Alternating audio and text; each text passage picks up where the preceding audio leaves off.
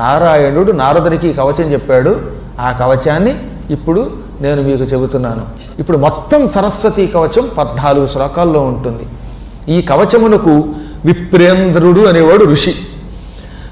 దీనికి బృహతి ఛందస్సు. శారదాంబిక దేవత, సాక్షాత్తు శారదా పరమేశ్వరియే దేవత.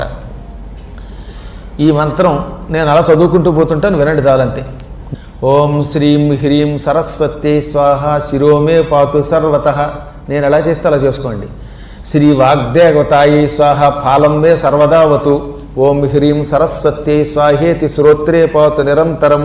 ఓం శ్రీం హ్రీం భగవత్యై సరస్వత్యై స్వాహ నేత్రయుగ్మం సదావతు.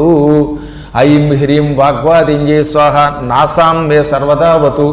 హ్రీం విద్యాధిష్టాతృదేవ్యై స్వాహ చౌష్ఠం సదావతు. ఓం శ్రీం హ్రీం బ్రాహ్మ్యై స్వాహేతి దంతపంక్తిం సదావతు. ఐమిత్యేకాక్షరో మంత్రో మమ కంఠం సదావతు. ఓం శ్రీం హ్రీం పాతు మే గ్రేవాం స్కంధౌ మే శ్రీం సదావతు. ఓం హ్రీం విద్యాధిష్టాతృదేవ్యై స్వాహ వక్షః సదావతు. ఓం హ్రీం విద్యాధిస్వరూపాయ స్వాహ మే పాతు నాభికాం. ఓం హ్రీం క్లీం వాణ్యై స్వాహేతి మమ హస్తౌ సదావతు. ఓం సర్వవర్ణాత్మికాయై పాదయుగ్మం సదావతు. ఓం వాగధిష్టాతృదేవ్యై స్వాహ సర్వం సదావతు. ఓం సర్వకంఠవాసిన్యై స్వాహ ప్రాచ్యాం సదావతు. ప్రాచి అంటే తూర్పు అన్నమాట. ఓం సర్వజఫాగ్రవాసిన్యై స్వాహ అగ్నిదిశి రక్షతు. ఓం ఐం హ్రీం క్లీం సరస్వత్యై బుధజనన్యై స్వాహ సతతం మంత్రరాజోయం దక్షిణే మాం సదావతు. ఐం హ్రీం శ్రీం త్ర్యక్షరో మంత్రో నైరుత్యాం సర్వదావతు. ఓం ఐం జిహ్వాగ్రవాసిన్యై స్వాహ మాం వారుణేవతు. నాకంటే ఇటు పడమర, మీరు ఇటే పెట్టచ్చు. నేను వెనక్కి పెట్టానని కాదు, నాకు వెనక్కి తిరగలేను కనుక పడమరకేసి తిరిగి దండం పెట్టాను. ఓం సర్వాంబికాయై స్వాహ వాయవ్యేమాం సదావతు. ఓం ఐం శ్రీం క్లీం గజ్జవాసిన్యై స్వాహ మాం ఉత్తరేవతు. ఓం ఐం సర్వశాస్త్రవాసిన్యై స్వాహ ఐశాన్యాం సదావతు. ఓం హ్రీం సర్వపూజితాయై స్వాహ చ ఊర్ధ్వం సదావతు. ఓం హ్రీం పుస్తకవాసిన్యై స్వాహాధో మాం సదావతు. ఓం గ్రంథబీజస్వరూపాయై స్వాహ మాం సర్వతోవతు. ఇదనమాట. ఇదం విశ్వజయం నామ కవచం బ్రహ్మరూపకం. దీనికి ఈ కవచమునకు సరస్వతీ కవచము విశ్వజయము అని పేరు. ఇది సాక్షాత్తు బ్రహ్మస్వరూపం. పూర్వం గంధమాదన పర్వతం మీద శ్రీకృష్ణ పరమాత్ముడు నరనారాయణులని తన శరీరము నుంచి పుట్టిన 2 ఋషులకు ఇచ్చాడు. ఎంతోమందికి క్రమక్రమంగా ఈ మంత్రం వెళ్ళింది. జీవితంలో ఇది సేకరించిన వాడు ముందుగా గురువు గారికి సాష్టాంగ నమస్కారం చేయాలి.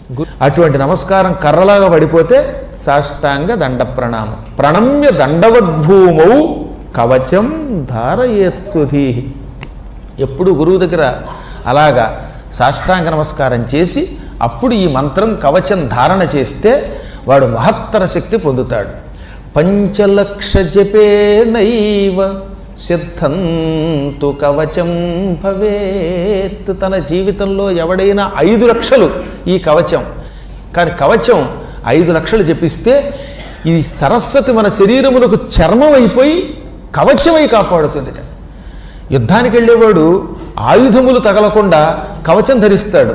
అప్పుడు ఎవడన్నా బాణమో లేకపోతే ఏ తుపాకీయో కాలిస్తే ఆ తుపాకీ గుండు ఈ కవచానికి దగ్గర కింద పడిపోతుంది. యుద్ధానికి వెళ్ళేవాడి శరీరములకు రక్షణ కవచం. ఇది సరస్వతి కవచం. అంటే సరస్వతియే మన శరీరాన్ని ఆవహిస్తుంది. అప్పుడు వీడు ఆపాదమస్తకం సరస్వతి అవుతాడు. ఈ సరస్వతి వీడిని సర్వకాల సర్వావస్థలలో రక్షిస్తుంది. సరస్వతి కవచమై రక్షిస్తుంది ఇటువంటి.